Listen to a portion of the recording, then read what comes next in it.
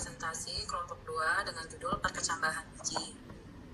Perkenalkan, anggota kelompok 2 terdiri dari yang pertama saya sendiri, Kursia Barsa Humaira dengan NIM C101 221 1025. Yang kedua, rekan saya Farhan Kamal dengan NIM C101 221 1057. Terakhir rekan saya yaitu Alibasa Siburian. Perkecambahan. Lanjut. Perkecambahan adalah tahap awal pertumbuhan tanaman yang dimulai ketika biji menyerap air dan diakhiri dengan munculnya bagian-bagian embrio seperti akar dan tunas. Proses ini penting karena menentukan awal kehidupan tanaman dan dipengaruhi oleh faktor internal seperti hormon dan cadangan makanan, serta eksternal seperti air, suhu, dan oksigen. Selanjutnya, tipe perkecambahan dibagi menjadi dua. Yang pertama ada epikial, yaitu munculnya retikula diikuti dengan memanjangnya hipokotil secara keseluruhan dan membawa serta kotiledon dan plumula ke atas permukaan tanah. Contohnya pada tanaman kacang merah dan kubis. Kedua yaitu hipokial, munculnya retikula diikuti dengan pemanjangan plumula. Hipokotil tidak memanjang ke atas permukaan tanah, sedangkan kotiledon tetap berada di dalam kulit biji di bawah permukaan tanah. Contohnya pada tanaman palem dan jagung. Selanjutnya, untuk proses perkecambahan biji terbagi menjadi dua, yaitu perkecambahan fisiologis dan perkecambahan morfologis. Ini akan dilanjutkan dengan rekan saya yaitu Farhan Kamal. Pertama, inhibisi, yaitu penyerapan air yang bisa bijinya menyerap air menyebabkan jaringan membengkak dan kulit biji melunak. Dan yang kedua, digestion, proses pemecahan cadangan makanan di dalam biji seperti pati, protein, dan lemak menjadi bentuk sederhana yang bisa digunakan oleh embrio. Yang ketiga ini adalah proses translokasi, proses pemindahan hasil pencernaan cadangan makanan dari jaringan penyimpanan seperti endosperm atau kotiledon ke embrio yang sedang tumbuh. Dan yang keempat, respirasi, yaitu pernapasan dari tumbuhannya. Proses ini mengubah energi kimia dari cadangan makanan seperti gula menjadi energi yang dibutuhkan untuk pertumbuhan embrio. Yang kelima, asimilasi, yaitu proses penggunaan hasil pencernaan zat sederhana oleh embrio untuk membentuk senyawa baru yang dibutuhkan dalam pertumbuhan dan perkembangan. Dan yang keenam, pertumbuhan radikula atau yang untuk di akar. Tumbuh lebih dulu menembus kulit biji, diikuti oleh plumula atau calon batang dan daun. Pecahnya kulit biji, embrio tumbuh dan akhirnya menembus kulit biji, menandai akhir dari proses perkecambahan dan awal pertumbuhan tanaman muda.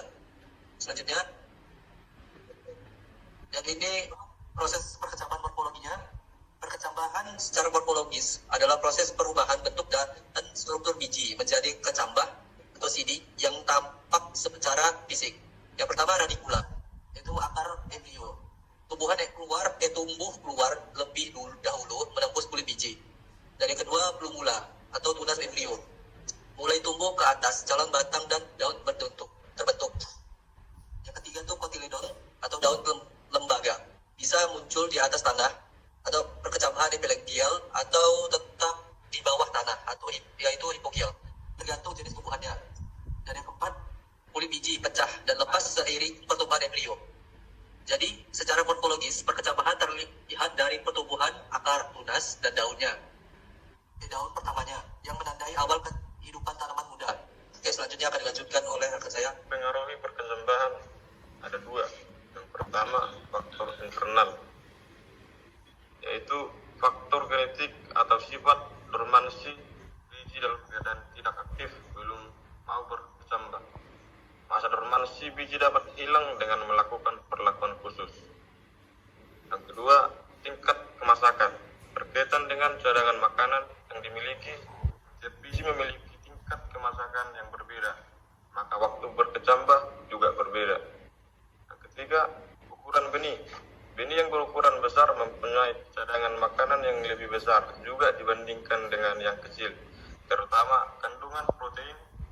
Benih yang besar juga memiliki kecambah yang lebih berat. Yang kedua, faktor internal, yaitu air, suhu, cahaya, dan oksigen.